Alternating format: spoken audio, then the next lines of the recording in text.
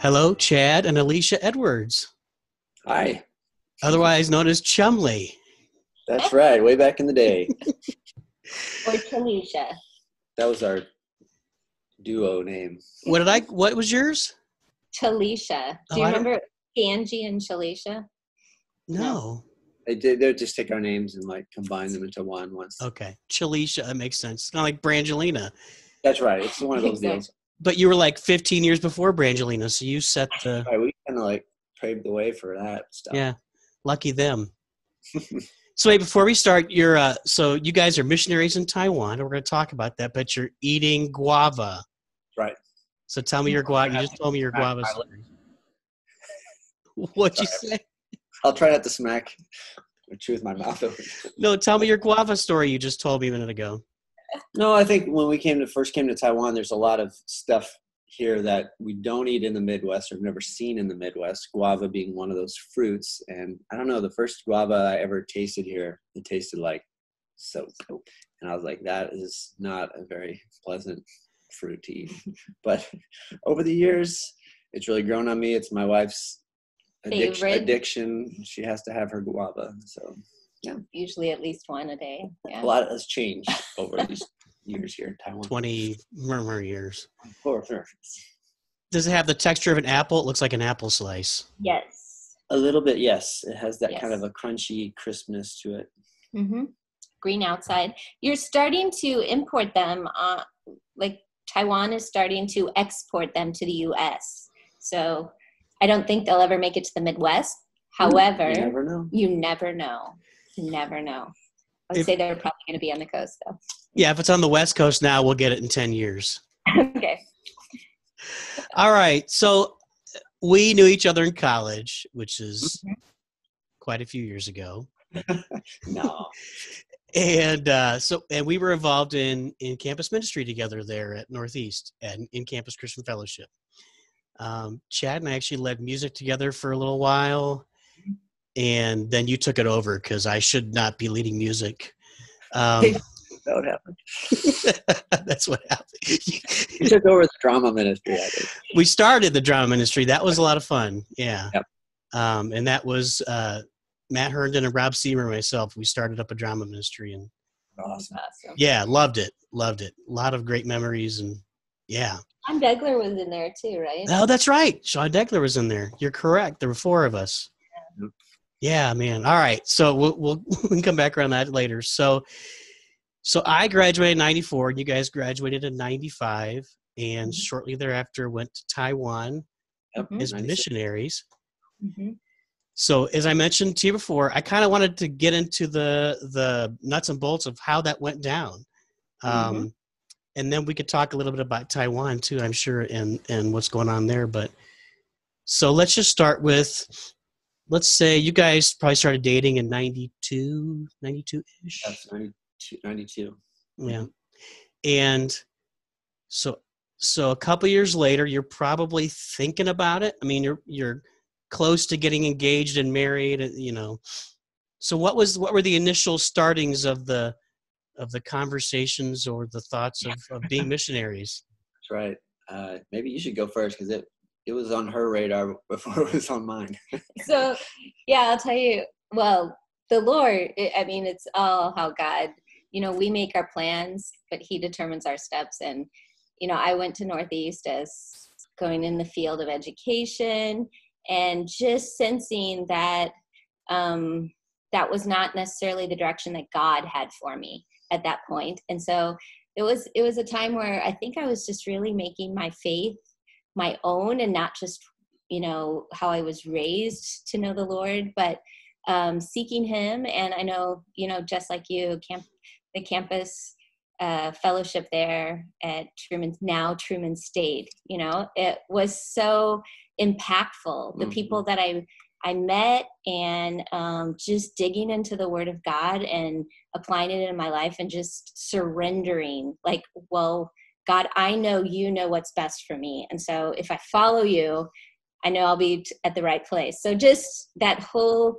time there. And at that point, a missionary came and did a mission seminar And I still remember like the first time sitting around, you know, the living room in the campus house, and he said, "Where do you see yourself in missions?" And I said, confidently, supporting from the States. And by the end of his seminar, the Lord had just broken my heart for a people group that I just realized, you know, all my life I've had this opportunity to know God. And here is, you know, at that point he was sharing from Taiwan, but just the Chinese and how they, you know, Buddhism, Taoism, just didn't have this opportunity to know the one true God. And I just feel like he just challenged us to say, hey, would you think about this? And at that point I was like, oh, what is this? You know, but I committed to like going on an internship and just seeing what God had for me there, you know. And I remember getting off the plane, and one of my prayers was that, Lord, if you want me to come this far away from my family, you better give me like a peace that is beyond our understanding, and I should just know it. And it was almost instantly when I got off the plane that I was like, this is where God wants me. And that was scary, right? Because you're thinking, it was so very different. I mean, the smells, the language, everything was just so very different. And yet Chad and I were dating, and we were actually engaged, but we were saying, we're going to go on this internship. And if God, you know, we weren't married yet. So we were like, if God does not want us to do this, we're going to be obedient to him. But, you know, of course we really liked each other. But anyway, just that whole challenge there. And I was really, we had agreed not to talk about it on the internship, but said, you know, too much, because we didn't want to give each other pressure in case one was sensing the other. And we didn't want that to be the focus of the internship. We wanted to go and serve alongside these missionaries. And, you know, with me knowing immediately, and then I didn't know what Chad was like, you know, like, because he saw himself doing ministry, he just didn't know in the cross-cultural context. He couldn't always picture that. And a funny story is I still remember going to his family's house for like the first time, and his grandma sitting across a table, and she said, I guess Chad growing up had always told his parents he was pretty much going to live in their backyard. And so they assumed, when I was five. they assume though, as the oldest, like he's going to live like 5 minutes away or something like that. And the first question they asked me, they said, "Oh, Alicia, what do you want to do?" And I said, "Oh, I think I would like to do mission work in," and at that point, I think I said Taiwan or like China, you know, doing something. And his grandma's eyes, I will never forget. She's just like, "Oh, you want to go very, very far away." And I thought, I just dropped the bomb in my house. They're all like, "Get away from Alicia." No, they were. So you went on an internship to Taiwan? Is what? With a group from CCF. Yeah. Right when was Alex and Bill were going to move there, and we went with them. It was your senior year, or right we after your moved senior them. year? We helped them get settled. 94 we went there, right? No. Yeah, Was it summer of 94? Summer of 94. Yeah, I was graduated then, and so we were all on that ministry path. So I was a youth minister at the time. So yeah, and I was a youth minister at. So you talk about Alex and Jill. It was Jill's dad who was the pastor there. Okay. Yeah. So you were at but had he moved? Well, I don't know. I was at Green Trails United Methodist. Green Trails, yeah, with the Adams boys. Yeah, a lot of Herndons went there. Lots of people went there. So. Yeah. So you went on an internship to Taiwan, and the connection was through Alex, through people we went to college. Oh, go ahead. Yeah. Joe's former classmate from Bible college was a missionary. Joe was the head minister at Campus Christian Fellowship, just for right. Okay, go ahead. So he had a friend, former classmate that was in Taiwan working there, and so that was the connection with Taiwan. And Mike Worstel, Mike and Desi Worstel. Yeah, so I remember that name. So we had gone, and you'll go ahead. No, you go. No, I was just well, the year before we had gone to Russia on a similar trip, and then so this was our second time to go abroad just to kind of see a different thing. And yeah, I think for me, you know, I don't know, growing up in the Midwest, being overseas is just kind of like the farthest thing from, it's not on your radar at all. And so for me, it was quite a wrestling to even, I mean, I think I just had so much, you know, a tight family growing up, just such a good experience there. There wasn't anything that was like saying, yeah, man, I'm out of here. I want to go just do something different. I'm pretty, I don't know, it took a lot for me to get to that point. And so obviously there was some, you know, a lot of conversation going on as we're trying to figure out, is this something that I could do? And I didn't want to she didn't want me to yeah, I'll go anywhere you want to go. And then we, 10 years later, we're like, what in the world? Yeah. I dragged him all the way over here. So, yeah. And so, but I think God just kept kind of putting pieces together, after Taiwan and coming back to Northeast, there was a lot of Taiwanese on our campus at that time. And just having been to Taiwan, it kind of just started creating a connection with them. Started making some of those relationships with those students, and we're just continuing that conversation with that missionary that was in Taiwan already, kind of asking us to consider, would you guys come back? We'd really like to do some church planting in this really dense area here in the capital, and we need some people to help us and be part of that. And so we just kept praying, and finally we just really got to that release point where we were like, you know what, we could be here, we could stay here in America, and it'd be comfortable and be fine. Nothing wrong with that. But then we also felt like we had that capacity that, hey, we could go try this out and see what happens. And so that's what we did. And it was a long period of time of trying, and here we are still. So what do you do when you do an internship to Russia or Taiwan? What do you do on those internships? Well, the Russia trip, it was kind of like, I don't know, any of the international trips short-term trips that we took. It was kind of like the Russia was a 2 weeks. So that trip, we went with a group, and they had linked us together with another group in Moscow, outside Moscow. And we kind of spent the whole week with these students, kind of doing Bible studies and sharing, and then kind of taking us around and showing us their city and culture, and just building relationships basically, and having a lot of conversations. So that was 93. So if you remember, in history, it had just opened up. And so I think that was the first time that, we bought so many Bibles, as many Bibles as we could. And we would go to these areas and just hand out Bibles. And I still will remember this an old grandma who, she was we gave out our last Bible, and she was just crying because she could not get a Bible. And I was like, I will give her my English Bible. I think I ended up giving almost everything away, because I just felt like I had so much coming out of communism and the people that we were working with. And just, again, reminding us how much we have. And I have how many Bibles just sitting around my house, and here this lady who has never had the opportunity to read God's word is just sobbing. And so I still remember we were digging through boxes, and we found one more, and we were here. And I still get chills thinking about it, because she was just, just like God's word said. She was panting, she was like a deer panting after water. She was longing to have a Bible. And I think that was a key part in our whole step of just realizing there's so many who haven't heard and wouldn't, I think, they talk about a call, but it's, I think God asks every one of us to share the love and the truth that we have with others. And so wherever you can do that. And I know the missionary that we came to work with, his big challenge was that, we're to shine brightly for God, and how much a dark area needs that light, and how powerful that is. And so if you could do that, and so I know when we came, we didn't come thinking we were going to be here for 24 years.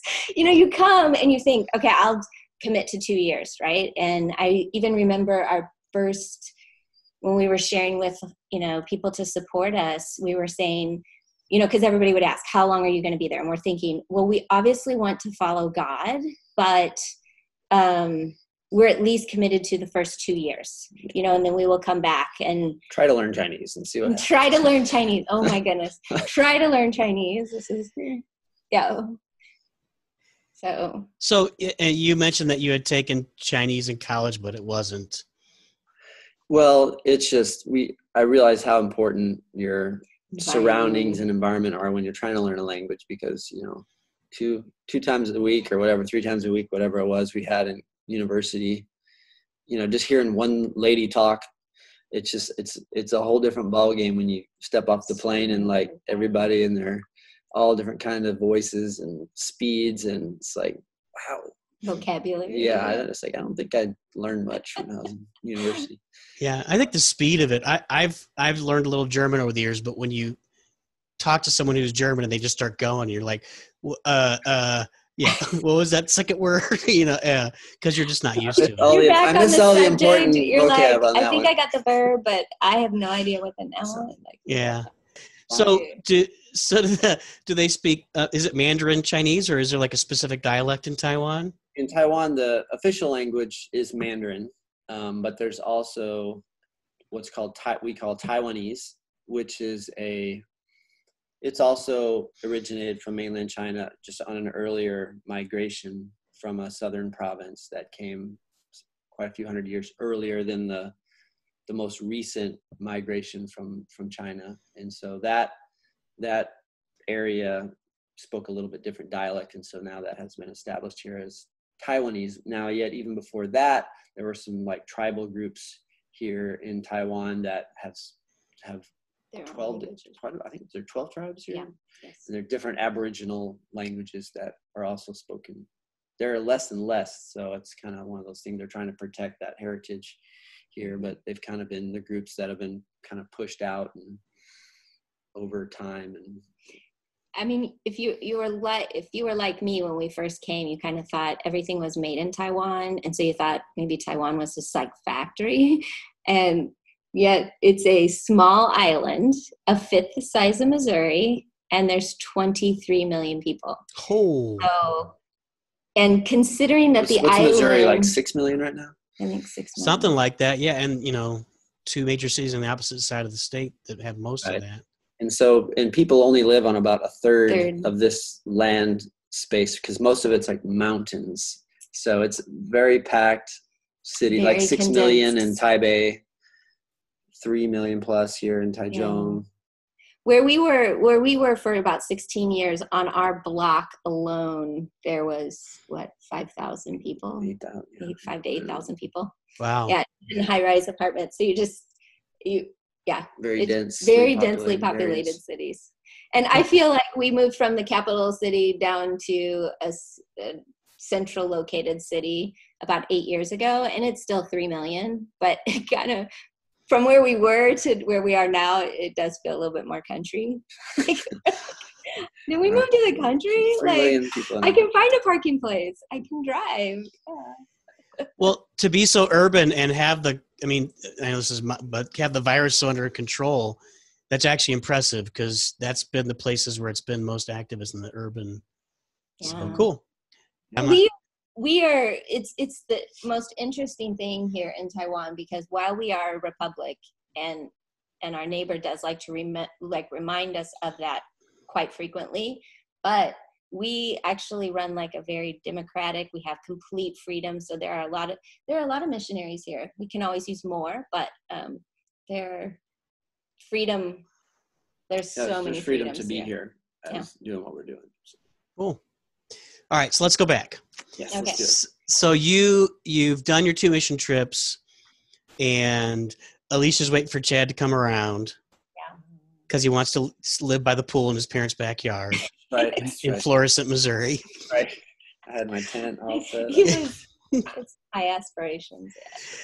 Yeah. And so when he does come around, talk a little bit about how missionaries, and I think, and this was true when we were interns at Campus Christian Fellowship. Talk a little bit about how you raise your money and how you make a living, and how you get by on a day-to-day basis.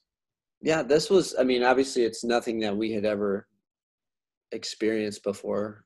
I didn't grow up in a family that had, missionaries as, I didn't have any family members that were missionaries that I knew of. So this whole process of, trying to find people to support us to go over there. Yeah, it was quite a faith growing experience for us. Alicia's dad was a pastor, so I think that was a very helpful thing, just because of their growing up and having those connections with different churches and people and family kind of spread out. I feel like the family network was huge. Feels like a lot of our early supporting churches, we had family members, our friends or relatives in some of those places that gave us the opportunity to kind of go into those churches, kind of share, hey, this is what we're wanting to do. This is the group of people that we have this heart for, and we'd like to find people who might be willing to pray and partner with us and making that happen. And so, we've heard a lot of stories of how long this can take, and we've seen people spending years trying to figure out how to get those funds raised. And for us, it was just like, I don't know how to explain it, but it was, I think Alicia mentioned this last week, that it's just the way things came together so fast was almost just another confirmation of this is where we needed to be. And so probably from the time we graduated, that's really when we first started really getting serious about, okay, we got to find partners to come to Taiwan. And that was, we graduate May. And then the next semester we kind of worked with CCF, just kind of working up there as we were raising support. And we had all our support by like end of November or something. It was like less than like 4 or 5 months for, we were just a single, a young couple and didn't have any kids yet. So it was still, but I still felt, wow, this is amazing how God has provided so quickly for us. Yeah. I think, an important thing that he didn't mention is that we joined an organization called Team Expansion. And I think for any missionary who wants to go, or anyone who wants to go somewhere, it's really good to hook up with a mission organization for the support, the accountability. They can give you some direction. There's member care. And then the reason why we went with Team Expansion is because we knew we couldn't do it by ourselves. We wanted to join a team. And you see that in scripture where Jesus even sends them out 2 by 2. He never said, Paul always found locals or a team to be around him. And so we really liked that. And their vision to plant indigenous churches in areas. So we partnered with them, and then they were quite helpful in those parts of like directing what do we need to do next and how to help. And then obviously we knew the team that we were coming with, and they were helpful in getting visas. And because when we first got here, our mission was getting reorganized. We actually have an orphanage in Taiwan, and when they registered the mission, it actually got under the orphanage, and it should have been the opposite way. And so as they were trying to register that, we were kind of coming over at that point. And so we came over on visitor visas, which meant we had to leave the country every 6 months. And then them every 2 months, and it was quite there was quite an ordeal, but yeah, it was. Anyway, if we had not had missionaries and Team Expansion with us helping that, I think that would have been a lot harder. So the Christian church is a non-denominational church, but they kind of push the border of like being a denomination and not, right? Yeah. Was your dad a pastor in the Christian church, or was it a different? Yes. Okay. Yeah. And was Team Expansion through the Christian church, or was it just an independent organization? It was, I think several of the founding guys that were part of it were out of that Christian church. Okay. So So for the first couple of years, you're going back every 6 months because of your visas. But we actually would just have to leave the country. So we would go to Hong Kong. We'd go to one time we went to Hong Kong, we went to like Okinawa, because they're like close islands, not too far. We didn't have to spend too much money we just basically had to leave and come back in. So we'd go find the office there, do our deal, and then a couple days later come back. So it was basically. Looking back on those, we should have taken more advantage. We were right. young, but I think we were like young and poor. And yes. Actually, Asia was a lot harder to get around at that point. Like now, it's so easy to just go to all these different countries. But, 20 years ago, that was not the case. And so it was pretty intimidating when you would go to those areas. You didn't speak the language, didn't have transportation, all of those things. So, however, I still look back and I'm like, what were we thinking? We tried to like do the trip as cheap as possible and get back in as quickly as possible. And I understand that, but I was like, man, we should have done some other stuff. Yeah, spend some time in Hong Kong before it becomes before they Yeah. I say that. We come back to Hong Kong. Hong Kong's a great place. Yeah. So are you guys do you still work with Team Expansion then? Is that still your? Yeah. That's okay.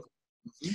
So I'm assuming then that they, like you mentioned, it's a team. So they help you with all your fundraising and that, because that's continuous, right? That never. Yeah. ends. I mean, there's always, obviously we came our first, hey, we're going to go. We need to find an apartment. We got to need money for language school. And then you start having kids. So then we had our first daughter was born about a little over a year after we got on the field. So that was pretty quick. And then, every 2 years, another kid showed up till we had 3. And so obviously that changes a little your need as far as just showed up. I don't know how that happened.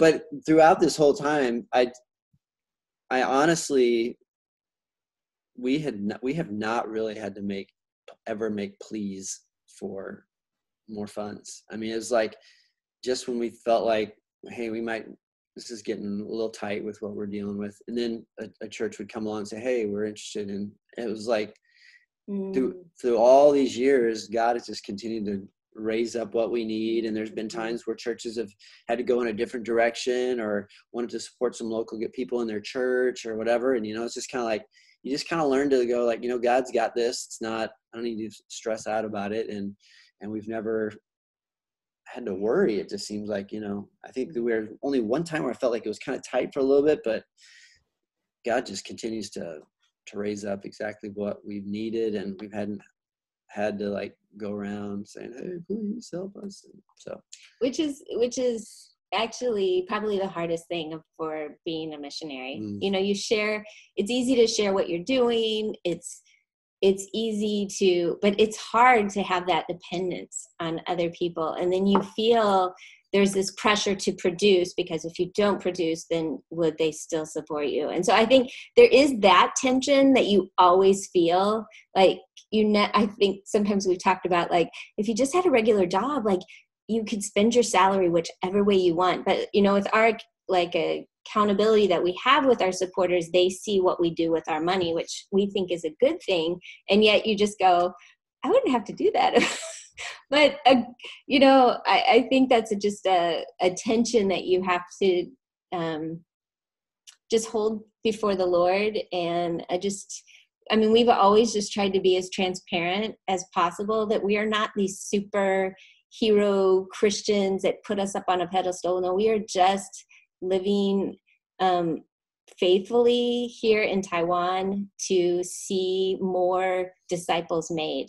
So we have struggles, and we have we're not perfect, and we've learned so many lessons of like, yeah, probably not do it that way again, and then but God tweaks you and puts a different path in front of you, and you just have to keep learning to be faithful for Him. So you just said that you have to produce. That was the word but what is that? What do you mean? What does that mean? Produce? I feel like sometimes you sometimes it's not actually a real something that's actually happening. It's like something that, I think if you asked any missionary, I mean, everybody feels it, but where it's coming from, I mean, there may be some places where it is a real pressure, but I just feel like, you know, when people are giving their money, you know, we feel like we want them to see, they want to see, hey, I'm giving money so you guys can share the gospel and people can come to know Jesus in Taiwan. So I think what we think people want to see is those numbers more and more growing. people coming to know Jesus. Obviously, that's what we hope can happen. We want to see changed lives. So I just feel like there's that, you know, you want to see church growth, you want to see, you know, success or whatever. And it's hard. And when we're talking about God's kingdom, what is success? Because it's not always big and flashy, you know, that's not always success. Actually, sometimes big and flashy can mask maybe not something very true successful. life transfer. But, and so I think learning how to live in that tension of, okay, it's not about how much we do. It's about what's happening in people's hearts. And sometimes you're going to see areas in the world where, wow, it's that time in that country or the circumstances that allow something amazing to happen. God does something big in an area and boom, you know, Multiplication. Yeah. You know, and then some other areas, you know, there's plenty of stories out there of people who've gone into these areas that are just so hard and they work and they work and they work and like no one's, you know, what is that? Is that a failure? But then you see something happens, you know, then they leave or they die. And then all those seeds that were planted at one time, no one saw them, nothing's the growth at that time. But, you know, years later, there's this harvest that comes out of that. And so I think, you know, doing our best right now to plant the seeds, because Taiwan I would say it's a relatively hard type country to work in because of all the deep-seated traditions and folk religions that are already established here, been around for a long time. It's just, people are so superstitious. There's a lot of things that just make it hard for people to kind of open up to something else. Plus, it's a free country right now. And so everybody's got money, everybody's got freedom to do whatever they want. So you got all those together makes for a pretty hard shell to crack. And so, but I think just loving and living our life here, I think hopefully is that light. I think a lot of times it's what people see and then they ask us questions and it gives us those opportunities to talk more about, you know, there's something different here and we don't know what it is. Can we talk about that? And so just learning to see that as the success, not necessarily big flashy numbers and stuff like that. Obviously that's a neat thing to have and to see. But it doesn't mean everything. I get it. So like in business terms, you guys are you feel accountable to the people that are funding you. Sure, sure, definitely. So you're kind of accountable for quantity, right? But the quality of what's going on is just as important. And that's what, if you focus on that, the quantity takes care of itself. Right. Yeah. In God's timing. Yeah. So let's go back to the beginning. So you get there and you speak a little college Indian. Midwestern. no Chinese. Yeah, a little bit. You could say shishi. I know that. Get us in big trouble. So what? Yeah, just enough to get us. Okay. Where we say something and then like, and then you're like, oh wait a minute, that was all I knew right there. Sorry about that. So yeah, tell me a little bit about that transition, because I'd imagine it takes place over years, not immediately. But what's it like when you land and you've got to go find a place to live and you don't speak the language and et cetera? Okay, so if I can remember back to like when we first got there, our coworkers had found us an apartment on a 4th floor, and it was a great 3-bedroom apartment, and really all concrete. So everything is tile and concrete here. Very well made. I mean, we have lots of earthquakes, lots of typhoons, but they can just withstand all that. The infrastructure is really good there. So so in a 5-story apartment, anything under 6 floors doesn't need an elevator. So we had just walk 4 flights of steps always to our apartment, which was good exercise. It was really great for when we were just 2. Then you started having kids and carrying up like groceries and strollers and babies. That's when we were like, okay, maybe we need to move to an elevator one. But so we get there, and I still remember that first night sitting in our apartment. And it was cold because like concrete gets cold, and it only gets like 50 degrees here, but it's really humid. Like it's always about 90+% in humidity. So it gets cold, and you get cold all the way to your bones. And I was thinking, we came in January, and you think, it's 50, like from the Midwest, you're like, you guys are wimps. No, it is so cold in your apartments. But I woke Chad up because I thought there was someone in our apartment. I heard this noise, and I'm like, Chad, there's someone in our apartment. And he's like, what? But the buildings were so close together that our back balcony that was just like, it has like bars over it. And then the person behind us and their back balcony, that's where they do their wash. And she was out on her back balcony just washing, but they were so close that it sounded like it was in our apartment. And so just getting used to like those noises and not like, whoa, freaking out too much. But then I still remember like one of the missionaries said, don't throw anything away. You can always take that to the store and say, I want this, right? Because you knew those words. But I mean, anytime we would go out, because we're in language school, you'd study like, okay, I'm going to go out. This is what I need to say. What vocabulary do I need? And you'd practice and practice and practice, and you'd get to because like just wanted a store that you didn't have to like say what you needed. You just wanted to like go in and get it. But at that point, it was just, I mean, Taiwan's changed a lot. I mean, we have Costco now, and we have big like grocery stores and everything like that. But back in those days, it was like all mom and pop. Like the pharmacy was the pharmacy, and you couldn't find anything in the store. It was all behind them, so you would have to like go in and go, I need Tylenol. But you don't have to say that, right? Like Tylenol,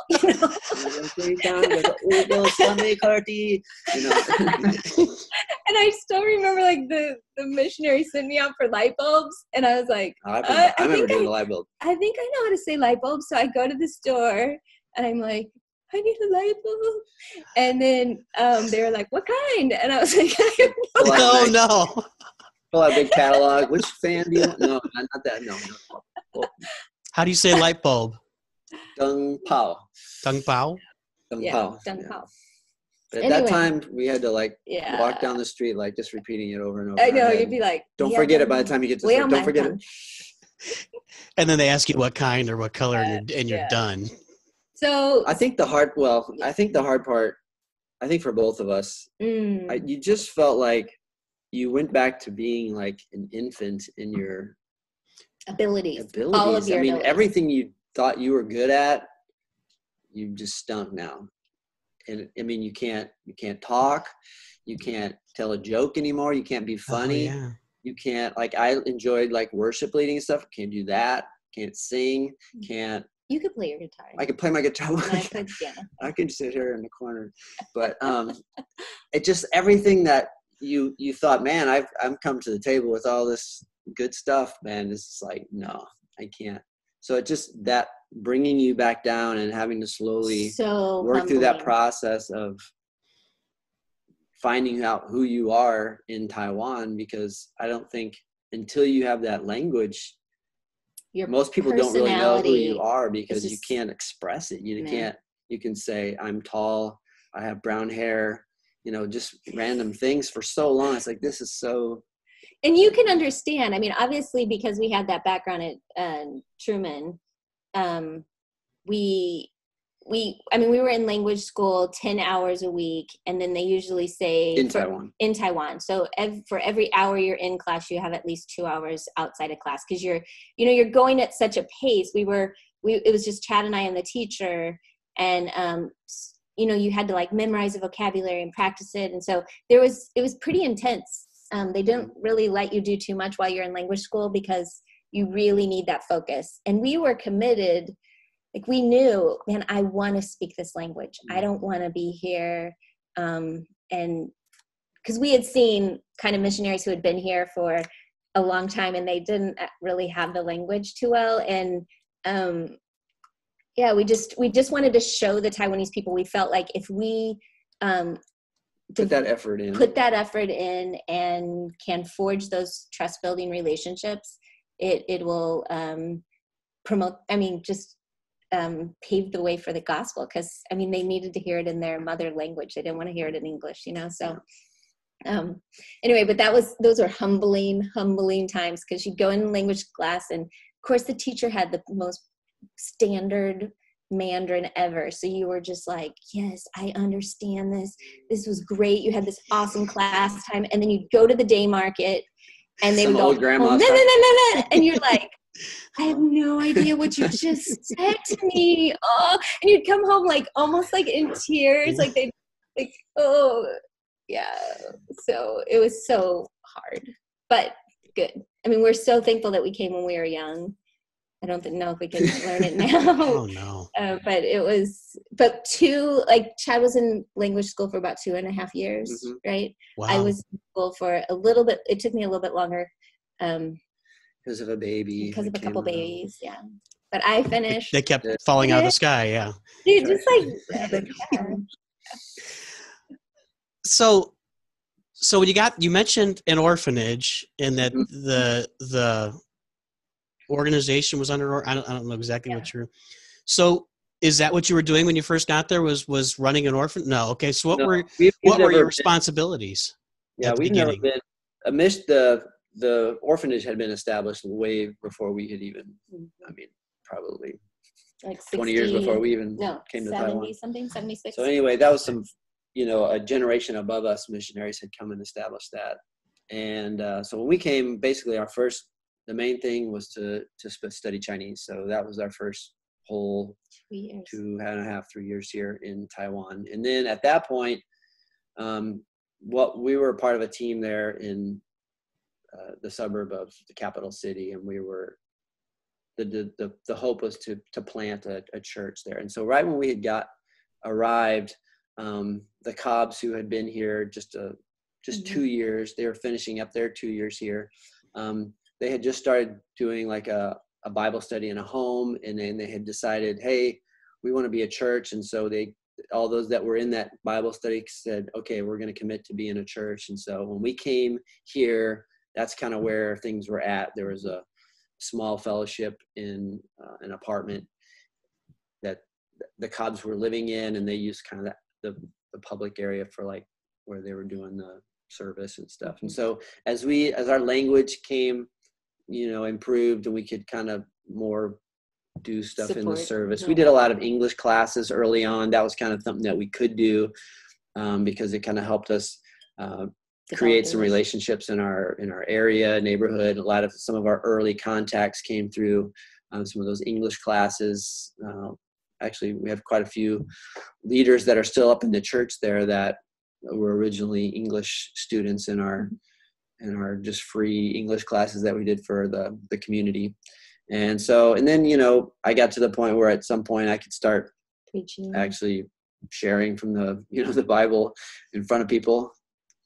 Sometimes I knew what I was saying, but but it was, it's just that whole process, slowly moving into these different roles. And I think it was a very traditional, style church at that point. And we didn't have I feel like we came and we're just saying, okay, whatever he wants to do, we'll do it. And so we're just kind of slowly kind of growing this traditional style church. We moved several times because of the size kind of grew, and then we needed a larger apartment kind of building to be in. And so we moved around several times. And so that was just kind of when we were in Taipei, our pattern, we'd kind of, as we needed growth, we'd find a new place. But it was just really, but then as we were doing that, it just seemed like the more and more we were wanting to see the church grow, the harder it looked to see how this was going to pan out over the long run, because we're living in this jam-packed city of like landlocked, high-rise, super expensive apartments. Super it's like expensive. I mean, you can't find an apartment that can fit, over 100 people in it. So it's like, if your vision is like, we want to see like thousands of people, it's like, how do you do that? How are you ever going to pay for that? How are you going to do that? It's just, there's all these things in our context in a mega city type area. How's that going to look? And so we kind of had some revelations about, I guess it's been about almost 10 years ago. I went to the Philippines and got to attend a conference on church planting movements and things that are happening around the world. And it's basically just looking at different areas of the world where the church was growing and just, multiplying like crazy, and kind of looking at what was similar in all those different situations and what, if any, can we learn from that, and as far as what the church is supposed to be and how it can grow. And so coming back from that was almost like a change, like a major shift in our thinking as far as how we wanted to continue here in Taiwan. That's another part of this. I don't know if that's what we're going to get into here, but that was a huge thing for us to see everything that we had done so far, and then all of a sudden feel like, man, is this what we should have done for the last 15 years or whatever? That's a normal process though, right? We all go through whatever you're doing, you go through that. If you're open to it, you don't, you may do the same thing. So you spent basically 2 to 3 years just adjusting to the culture. Right. Yeah. And so every culture has, and I think this was hard. Like sometimes you come to the field at the same time someone in Mexico, and their like language culture learning is 6 months and ours is 2 years. So after 6 months, they're like, oh, they're doing all this stuff. And it's good and sometimes bad, because you're like, yeah, I'm still learning some vocabulary, and the culture part, but it's so key. And we really stress that here. Like, we just want them to know up front, like, if you're interested in this field, just know it's a longer process, because you need to get the language. This is what's going to take to get the language. And that whole time you're learning culture. Obviously you have language partners that are so key.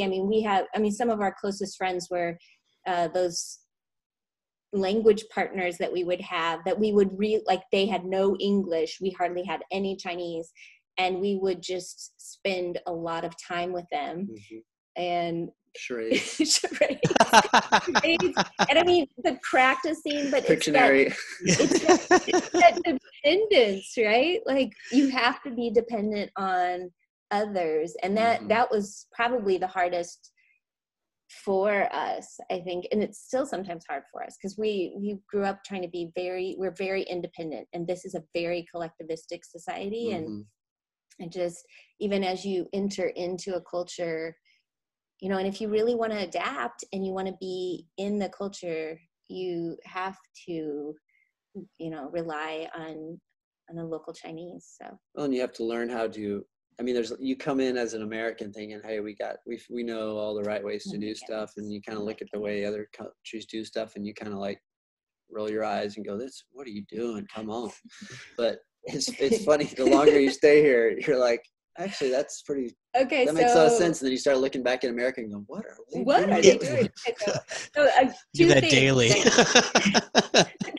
So 2 things is, when you have a cough in Taiwan, you're not supposed to drink anything cold or have ice. And anytime we have throat things, right? It's like, drink ice, like suck on ice cubes, do whatever. So here in my prideful, I still remember, like, I had this cold, and so we went to the night market after an English class, and they were all going to eat this delicious shaved ice thing. And they all looked at me and they're like, oh, I'm sorry, you can't eat this. And I was like, what are you saying? Like, on the inside, I was like, what are you telling me? You can't tell me that. I can do whatever I want. So then I was like, oh yeah, I know. But okay, kid you not, if you have a cold, if you have a cough and you do something cold, you will cough more. try it. I actually balked at that for a long time, and now I'm just like, okay, you're right. You win. You win. I mean, I'm still gonna do my ice when I don't have a cough, but I'll pay attention next time. I cough. I have asthma, so I cough all the time anyway. But I know that like heat and humidity brings it out and gets it out of your, lets you cough it up. Yeah. Side topic. Sorry. So okay. So this is fascinating. See, go ahead, Chad. What were you saying? I was just gonna say, that's like one of the things that was been the coolest thing. One of the coolest things about being here is watching your kids, because they're different. It's different for them. We struggled so much with the language, but to watch like your child in the environment from birth, they're hearing it. You don't quite know what they're getting, but they're hearing it at church and out and about. And then our kids, when they were in preschool, we found like an all Mandarin preschool not too far from our house, and so we started letting them go there, and just how fast those kids can like pick it up. And I think it's maybe this is what you're gonna say, but it's like we remember our daughter, she would go to school, and she'd just get in Chinese mode when she's at school, and then when you'd pick her up from school, she's like still in Chinese mode, and she's like, so everything you're talking about is Chinese, and anything you ask her about her school, she talks in Chinese, because that's what the context of everything that school is. So she just would answer in Chinese, and then probably she'd eat lunch, still be talking Chinese, and then slowly, wait a minute. Then all of a sudden she switched to like English. She switched back to English. So it's just amazing to watch the kids do it, and humbling too, because they're always correcting our tones. Like, Dad, that's the wrong tone for that. And as if that's like not humbling, right? When your 2-year-old corrects your Chinese, and you're just like, shut up. No, and you're like, oh, thank you. When my mom came here, she went to go out. My mom's really independent, so she went out to buy a drink that she likes, and she's, I'm going to go out and buy it. I'm like, okay, that's fine. I taught her the words. You taught her, so she's like doing the same thing that we go. She got to the store. She didn't have the right tones, and they could not figure out what she was saying at the little drink stand. And so she kept saying it, and they didn't know what she was saying. She's like, okay, I'll come back. So she went back, and then she got our daughter. Yeah, she got Caitlin. I think she was four at the time. Took her down there, and she's like, orders it for her grandma. So awesome. So it's like the same like consonants and nouns and syllables, but if you change the tone, it's a different meaning completely. Right. Basically. They have a lot of words that sound the same, but whatever inflection you put on it can. And the context, it can be a different word. Right. So there's 4 major tones, but actually there's kind of a 5th one. It's a light tone, but they really say that there's 4 major tones. Okay. Yeah. So it's interesting. Like, when you're really frustrated, you just say all the tones, like, because you're just like, you say the word and they look at you and you're like, okay, I'll try it with a couple different tones. You're like, I know it's one of these. I know it's got to be one of these, right? But it's so funny. It's funny to us because we're like, surely in the context they get it, but no, like if it's not in that right tone. Well, and I think a lot of times you'll run into people who already have, like, when they see us, they already have it in their mind, I'm not going to be able to understand this person. So even though we are speaking Chinese, it's like they can't, it's like their brain's not like connecting, and then they'll look at someone next to them, and that gal say the exact same thing we say, and they're like, oh yeah, I just said that. Then again, humbly, that's right, I mean, it's just humility, right? Like, because you're just like, I just said that same thing. I know it.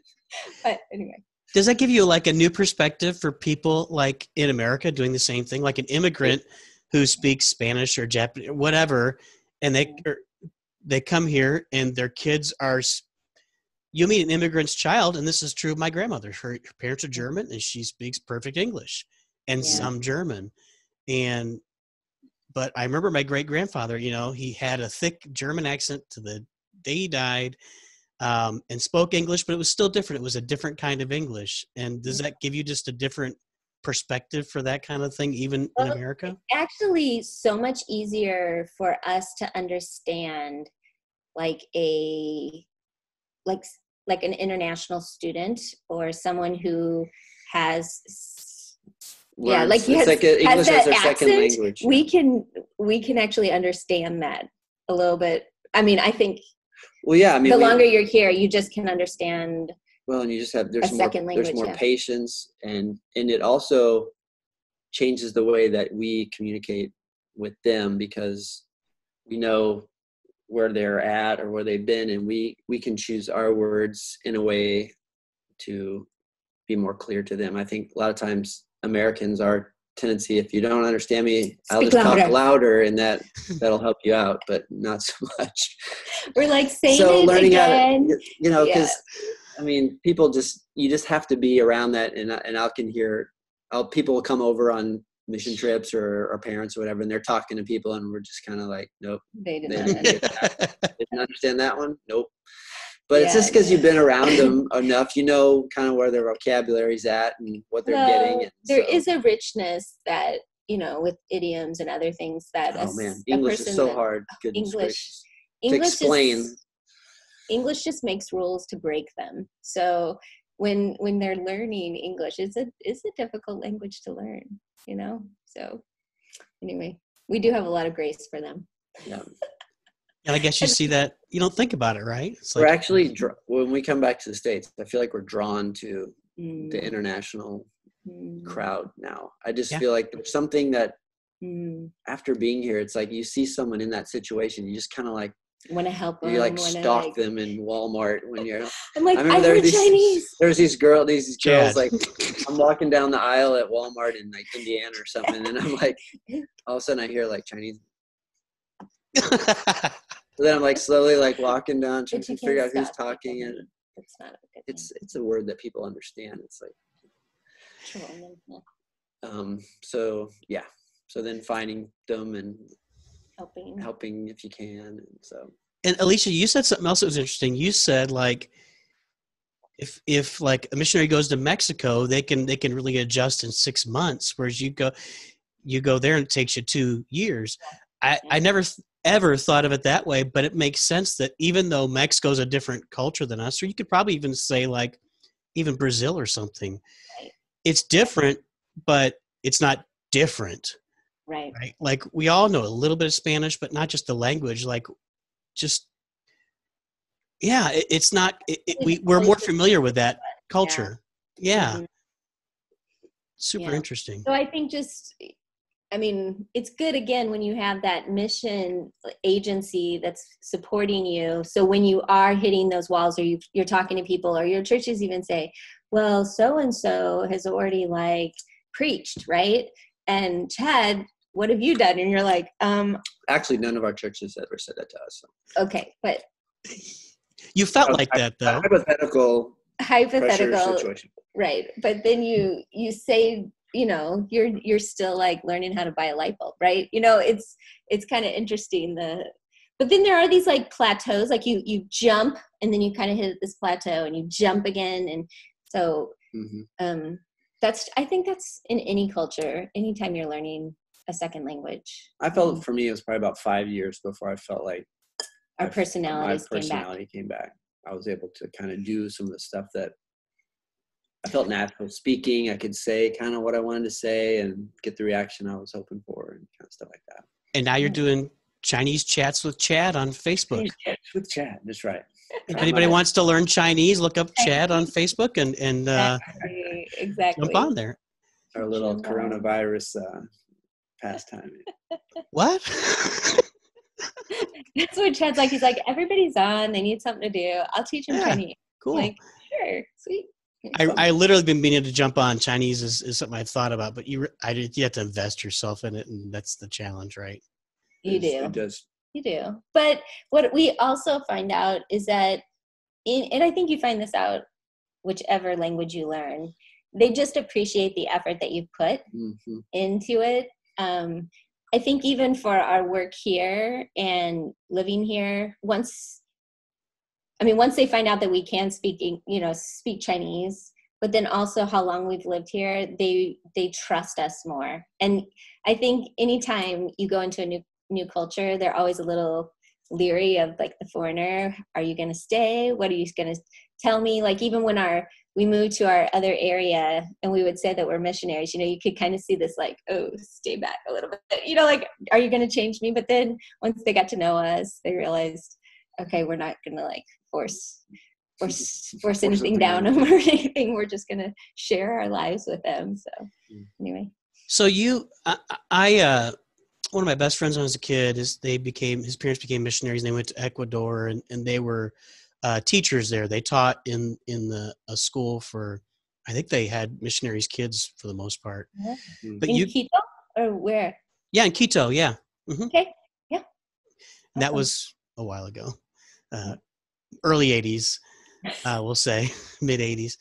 So, but you guys have been there. I mean, as soon as you hit the ground, it was all about actually planting churches and running worship services and preaching, it sounds like. Yeah.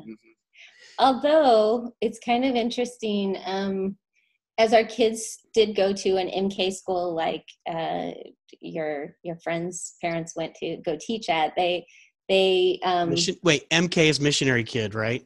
Missionary kid. Okay, School, right. Yeah. Okay, so MK school, I got involved in the school, and they at one point asked me to start working at the school, and now I am actually working quite a bit in the school. Actually, okay, not full time. I'm the director of human services. So yeah, wow. I'm pretty invested there. If it's so it's so cool. Like the more the longer we live here, we realize that there's so much that needs to be in place to promote the movement here in Taiwan, and education for missionary kids is a huge part of it. So if you can have that strong in a culture, in a community, then missionaries can come here and then focus in, and then you can provide good education for their kids. And because while our kids do speak Chinese, we did choose not to go all the way through that system. That is a very rote memory, highly pressurized system that we didn't really, I mean, we liked it early on, but there was a point where you wanted to pull them off and be more well-rounded and holistic in the education. So tell me, so you mentioned that you were in the capital city, right, when you first got there? Taipei? Mm-hmm. Okay. Taipei, Taiwan. I've heard of Taipei. Yeah. And so you got your church going, but it sounds like it outgrew. Right. Like you were holding in people's apartments and you outgrew that. Yeah. Right. We kept moving around. And then when we went to the Philippines, one of the things that we saw happening in just these other places is where the church was growing faster, was a much more simple church. It was not a complicated thing. It seemed like in our case, in a lot of cases, you get to this bottleneck, and this is what makes it hard to reproduce, because the whole system that you have going for your church makes it hard to make another one of those things, because if you have to have a building, if you have to have all these trained people, if you have to have all this equipment, if you have to have all this money, it just, in certain areas, it's going to make things bog down. And so what we saw was a more simple style church that was not dependent on all these things. And so as we came back from that and kind of shared with, the church up in Taipei, what, we had just we felt like we kind of rocked our world, just looking at it in a different perspective and what we could do here. And so what ended up happening, we kind of tried to experiment with some things with the church up there as we were getting ready to transition out. And basically the church up there has changed to a more of a house church type model, where they have several house groups meeting in different places there, and they don't have to rent a big facility. And it's the main purpose of each group is we are going to learn how to be disciples together. We're just going to open God's word. We're going to learn how to read it and discover the truths that are in here and then obey that. I mean, because really, Jesus said, go make disciples and teach them to obey what I've commanded. And a lot of this other stuff that we often associate with church and stuff is really not the main thing. It's stuff that we like. It's stuff we enjoy. It makes it easy sometimes for some people. But if the main purpose is just knowing God, understanding who he is, and learning how to live my life following him, it's a lot simpler than we often make it. And so when we moved down to Taiwan, and after we kind of handed off the church up there, our whole desire down here was to do something completely different. And so right now our team is focused on creating simple gatherings. You know, it can be in a house, it can be at McDonald's, it can be at a restaurant, it can be at a park and in schools. We just want to see groups of people that are committed to doing just that, learning how to be followers of Jesus. And it's very simple. And no matter where they go, they can reproduce that. They can do that. We want them, hey, you're going to move. Okay. Then you can do what we're doing right now anywhere. And so I think it's been really a freeing thing for us. It's kind of hard just because we've grown up with a lot of tradition and a lot of things that we think, this got to have this, but really, I mean, read God's word, and there's a lot of stuff that we do that's not there. So it's been a very neat and awesome experience to kind of turn in that direction. I mean, that's how the church started in Greece, ancient Greece. Yeah. I mean, in people's homes, and read those passages in that context. They're like, oh, this is what we're doing. We're like, exactly. Yeah, at McDonald's, they were meeting at McDonald's and That's right. having pita bread. McPita. No, it would be the rice frozen. So, So all right. So do you sing? Do you like play your guitar and sing like Taiwanese versions of American hymns, or do you have your own music, or how does that work? Well, when we first got here, I think a lot of the songs that were sung in churches were translations, because a lot of times what missionaries have done, take everything that we've done in America and boom, bring it over here.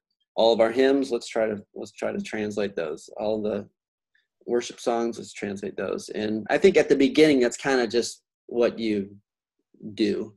But in the last 20 years, we've seen a lot of indigenous, Taiwan groups form and change, and they're writing their own music and their own response with their own style.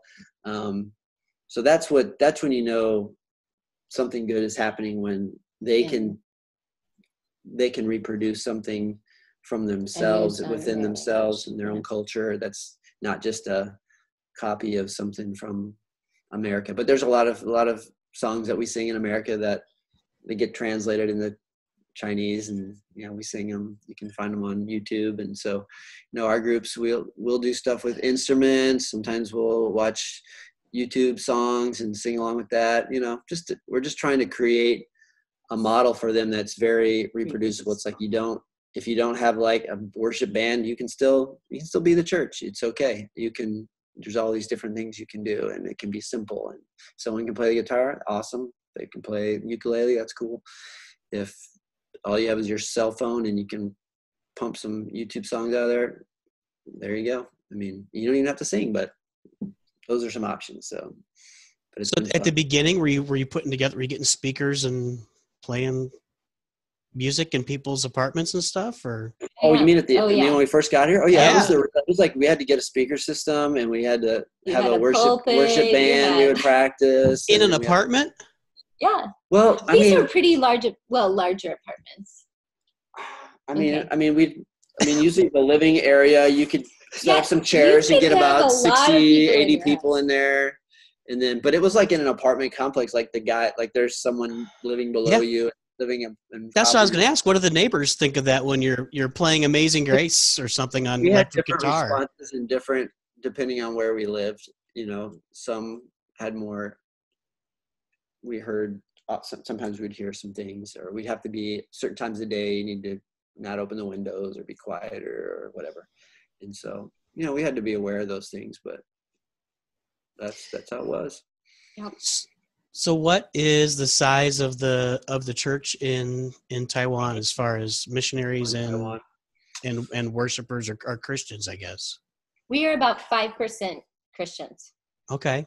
Yeah. You'll see anything from 3 to 5%. So while I would say that it is somewhat growing, I think this was another challenge for us to think about a different model, because there are a lot of traditional churches, missionaries have come and they plant their church of 30 to 60 or, 60 to 100. And then it kind of just plateaus off. And not that they don't want, but like just size of the building sometimes limit that. And I think when you have all dependence on, it's like the pastor's job to do all of that so you get a lot of, people that are sitting in the pews, but not necessarily being disciples of Christ. So we were just challenged again at that with the Jonathan training that we were able to receive, is just that, okay, doing things the same way, you're going to get the same results. And Christianity has already been here in Taiwan for so long, and these are our results. So if we continue to do that, not that you're not going to have you're going to have addition, right? You're going to keep adding, but we want to see, like in some of these areas in the world, it's just amazing that God is bringing this movement of multiplication, but it's when his followers are being disciples and making disciples. Just so empowered to do that. So we were just, there was a process, because you can't just jump from one method to the other and just, because what you do is you just bring all your baggage from one area and you shrink it, right? Like you want to do everything in your own little apartment, and yet that's not or in McDonald's, and of course you can't do everything in McDonald's like that. But there's like this valley that you go through, because you have to die to, and not like all of those things are bad. I still love some of those traditions that I grew up with, but when you look at Taiwan and what you want to see and how you can help like spark a movement, like, am I sparking a movement or am I hindering it? Am I doing things that are, limiting other people from wanting to take leadership roles? Or I think as a missionary, you always want to work yourself out of the job. But the thing is, sometimes we do the job so well that nobody ever wants you to go, right? And so there's this constant tension there of like, I love you, but then they don't want you to ever go. But if you stay in that same group, like, it was so hard to leave our body in Taipei, because that's the hardest thing. You just saw the pressure in their eyes, thinking, man, when you guys leave, we can't do this. And so it's like, man, what have I done to create that? And we just felt like, man, I don't want you to feel like being a Christian, being a follower of Christ you have to feel like this. Yeah, it's not dependent on you guys. It's something that we got to do something different and show you something different that you can realize, and depend and on be the Holy free Spirit to just and not feel like, we have to, like, it's got to look like this and I have to have this, and that's hard when you have a lot of other churches or things around you, that being the model, and you feel like I have to do what that they're doing or better to. And remember, we're still in a very collectivistic society where they compare, and they compare a lot, and they follow social pressure, so they don't want to stand out. So even when we're challenging, or we were challenged with this, and we're sharing this with our key leaders, the followers up there, where it's like, but they won't think we're a real church, and if we don't have this like sign on the door, we were not a real church. And I was like, oh yeah, and that's just still a struggle that, I think, for Christians one of here, the realities here. You'd have that in the States too. If you were doing a house church, people would probably be like, what are you guys doing? Are you guys like some legitimate deal? We're sure building and drink Kool-Aid. What do you So you mentioned, Alicia, that you have to kind of let go or modify the traditions maybe you grew up with. Yeah. Like you go to a church in here and you walk in, you get a bulletin, you sit down. We stopped making bulletins. Oh, there you go. Exactly. That's one of the things we did. Perfect. Great. His bulletin, announcements, sing a couple of songs, greeting, couple more songs, Right. Maybe another announcement, sermon, invitation or communion. Exactly. Hobnob, have a potluck once a month and go home. Right? Right. Yeah. Right. So, and you've got a board of deacons behind that. So give me one example of something that's that tradition that you had to break yourself from there in order for it to be, successful is not the right word, but for it to work. I think a lot of them, it wasn't super hard because it was like, this is like, man, if I don't have to run this show, it's like, it's not a show, but I think the people behind it, it can become that if we're not careful. I know our heart is, this is what we're trying to do. This is what we're trying to prepare for the people. And I think for the most part, people's hearts are there. But it just becomes this thing you do, and you feel like, hey, I'm doing my job because this is we're producing this deal.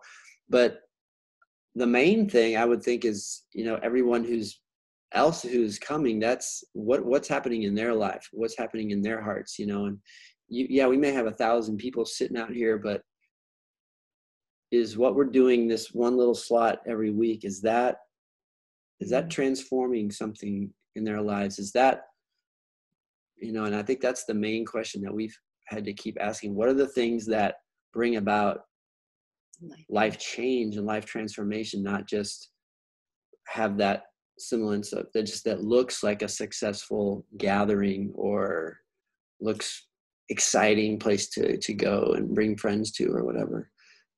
It's more like, no, we gather because this is our purpose is we want to know Jesus in a deeper way. And I think that's and I know a lot of large churches, they realize without a small group type of deal with their church, it's really hard. You can't, to have growth without those relationships that are more intimate, where people are sharing, people have trust, where they can share their things and they can challenge each other in the Word of God to like grow into, and so I think for us, a lot of things, for me, when we were in Taipei, I think the hardest thing for me to let go of was just that identity that we had created.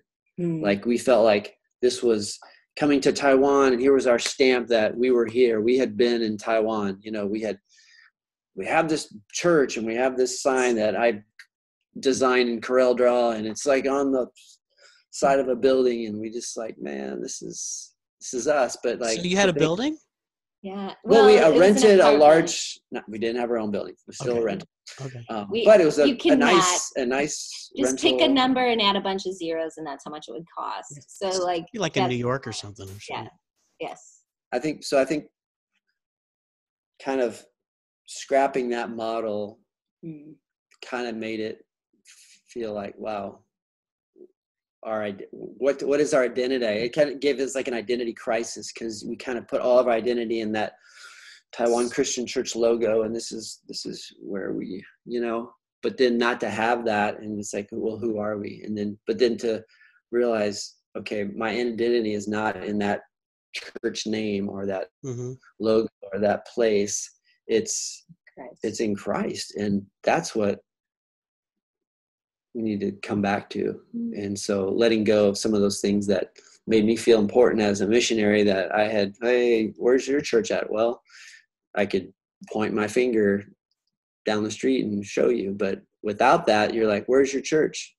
We meet in several different houses. And so what do you do? So it's so I don't know, just that whole process of letting go of those things that you felt like you had built or made, and just give it to God. I think that was probably the struggle for me, for sure. Yeah. Alicia, you kind of said it, letting go of the show. I think you said that. And I think that's fair. I think that American Christianity, in a lot of ways, the Sunday morning service is about the show, and good or bad or indifferent, you want to make. And I remember this when we were doing services, and we grew Campus Christian Fellowship in Truman State from like 30 people on Wednesday nights to 300 people on Wednesdays and Sundays, right? So we had built a church there, and we would get together to do the service, say, okay, so Chad's going to finish up with, I don't know, What a Mighty God, and then we got to get the drama crew on. It's got to. I know. There cannot be any space of time there where nothing's happening. Second service coming up right behind it, right? And that's a show, and it's not. It's hard because whenever you get a large amount of people in one place, you have to do things differently, whether it's good or bad. You can't just be like, hey, you guys want to talk about today? What's on your heart? And you cannot have that anymore. It's like, no, we got to do it this way because that's the only way to run it. We still look back on those days. That was of the Lord. Like someone asked, like, well, how did you grow CCF? Okay, we didn't. God did, right? But like that was a pretty exciting time in our life to see what it, anyway, I still look back on that, and I know we had to orchestrate and we did some things, and I'm sure that we've learned, but that was an exciting movement to be a part of, I agree. Well, we did small groups there, which were pretty critical to what was going on. Yeah, I think in a group of 10 to 15 people, you're certainly more willing to say, here's what's going on in my life. Whereas if you did that in a group of 300 to 500, there's always that one guy that stands up every week and tells you about, his trip to McDonald's. And you're like, dude, nobody cares. Well, something we've also learned that when you go to this model, it actually takes longer, right? Because when people come over to my house, they're just like, it's not like 55 minutes. I wish that it was like 55 minutes and I could be done. But like they'll stay till like 8, 9, 10 o'clock at night, and they come at 2, 3 o'clock, whenever.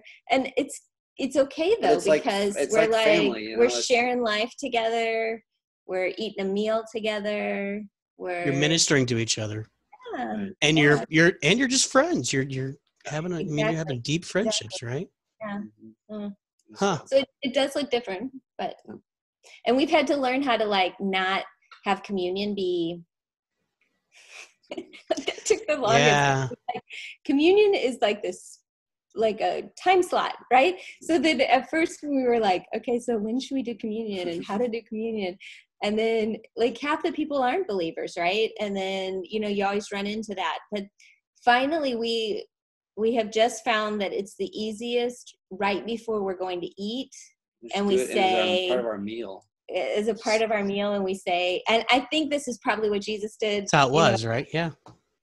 We said, we are gathering today, and because of what Jesus has done for us, and we just share that again, and then we pray. So if someone there, which many times there's people that are not followers yet, explain it, talk we about explain it, we talk about it. If they want to take it, great. If they don't, we don't have this like, if you're a baptized believer and like it is. How is that? Right? Well, it's I know in our bulletin. It's in the bulletin. It's this line. I just like the voice. I just wanted to get. No, it's interesting to me too, and you say that so that makes me think of you guys grew up in the Christian church. I just grew up in an evangelical, non-denominational.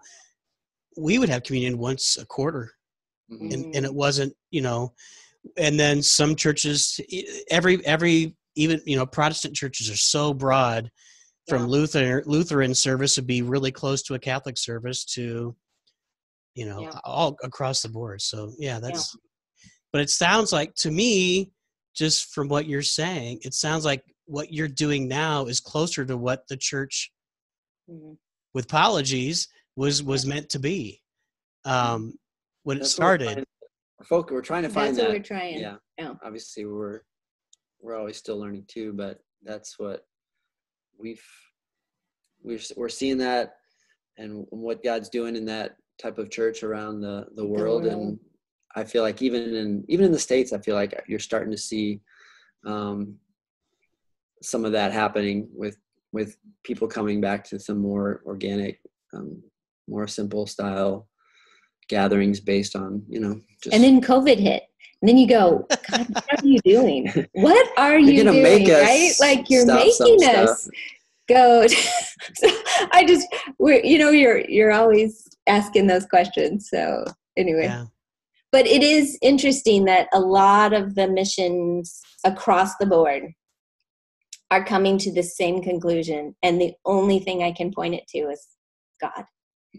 Because, we fortunately in Taiwan, almost all the mission organizations from whatever background, we are unified and we share resources. We have this fellowship that gets together every year. And it's a very unique thing from other parts of the world where it's a little bit more competitive, like this is mine, this is yours. And I mean, in Taiwan, we're all like, oh, what do you got? You got a new something? Okay, let me have it, and we're always trying to encourage each other across the denominations. And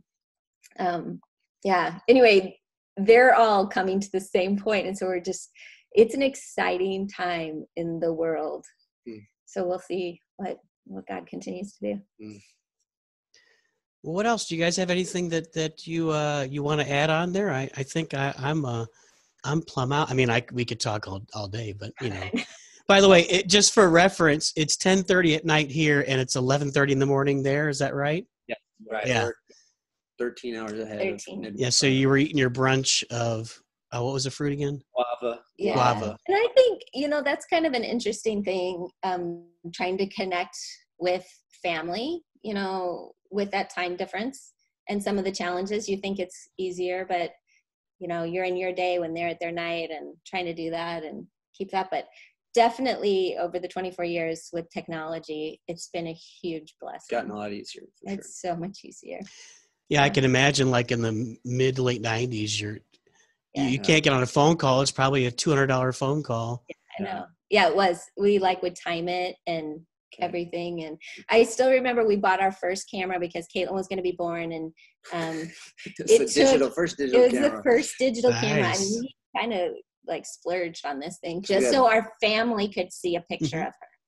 And it took you could either choose the setting where it took 8 color pictures or 16 semi-colored. 16 black and white or 8 black and white kind of colored pictures. And they weren't this is amazing. But I've got 5,000 pictures on here now, right? Exactly. We got 8. We have to race. But that was back when the internet was just starting. Yeah. Dial-ups and I couldn't handle. We could. I think my hard drive was 8 megabytes. Yeah. So anyway, that has definitely changed the world. And you have so many, just so many more international culture, all over the world. We're so globally connected. I think COVID has reminded us of how much we travel back and forth, from different countries. And you know what we need to do is have a big Zoom meeting with a bunch of people from Truman back in the day. That's right. You can do an old. That's so awesome. We go back because our friends are still there in the international ministry up there. And they Kirksville? We had a couple that joined us here on the field. They ended up having to go back. And when they went back, we had just mentioned, the campus ministry might be a great place for you because you've worked now in Taiwan and maybe going to an international type deal. And they ended up interviewing up there at Truman, and they've been there now for how many years? Oh my goodness, 20? No, they left when Ethan was 4. Yeah, so maybe 18, 19. I have not been back. And I've got 2 groups. So I've got the Campus Christian Fellowship group, and I've also got my theater group friends. Yeah. So I've got these 2 groups of people that are completely disparate. I mean, but I still keep in touch with people from both sides. But I have not been back to Kirksville, which I've been meaning to. I would like to go see a play or something. The campus is amazing. The campus, I mean, they kept it up nicely. It's improved in different areas, but it still feels like that the campus house, it's not, I mean, nobody's living there anymore. It's just all offices. And Nobody should have lived there. You guys were in a dungeon. we were on the second floor. I was in the dungeon. No, Chris McMillan was in the Chris dungeon. McMillan had that like hole in his floor that was, I don't know where that thing was going. Sewer drain. See, I still remember, like, so you were roommates with Jeff Martin for a while, right? We lived, I think he was at the campus house when I first moved there. Well, he's a little guy like me, so I bought some jeans off of him one time. And I swear to God, he had not washed those things in 6 months minimum, because I washed them and I'm like, oh, I thought these were like kind of like gray, but no, they're blue. Oh. Sorry, Jeff. Who did Jeff Martin end up marrying? Was her name Kathy? Yeah. Yeah, she was, they were a couple years older than us. So they lived in like Columbia or something? Maybe. I don't know. Maybe. And do you ever talk to like Dave Reed? I follow him on Facebook, but I have not talked to him. Yeah. I know he's in Austin with where Beasley is, right? Yeah. Well, I mean, he's like an event planner. So, anyway. Yeah. We can talk about this offline. Sorry, everybody. Although probably people watch this are probably not interested. We live now. Get where you're like. It's those people that are going to be watching it. Yeah, I understand. But this is awesome, guy. I'm so glad to have connected with you, and I think, honestly, now that we have the COVID, we don't have the COVID, and we've all discovered Zoom. It's really weird. We can start doing these. We can start seeing each other again, which probably was available 10 years ago, but we never really looked for it, right? We didn't have the margin in our lives to do that. Yep. But this is I've learned so much about what you're doing, and I really, after 25 years, just to hear what you've done during that time on a limited scale, as far as what I heard, not what you've done. It's really great and good to see you again. Yep. So, yes. No. Awesome. Thanks for taking the time to share with us, and hopefully, and I say this every time, if anybody's watching and you know someone that's got a story to tell, for me, I really enjoy talking to people, and you guys are really old, good friends, but I'm certainly even talking to people that I'm not as good at friends with, people I've just met. I'm starting to meet people that I don't know and get great stories from them. But if you know somebody with a story, a unique job, some kind of unique experience, a really challenging situation they've been through, I'd love to have a conversation. So you can find me on Facebook. My name's Dirk Pointer. Just reach out and we'll have a conversation like this and see if we can. I think what Chad and Alicia have shared will be really positive for a lot of people to hear. Not only people that know them, but maybe people who are thinking about being missionaries, or maybe people that are paying money to you guys or to Team Expansion to see what's being done with that money. So thanks for your time. Yeah, man. All right. You guys take care, and we'll be talking soon.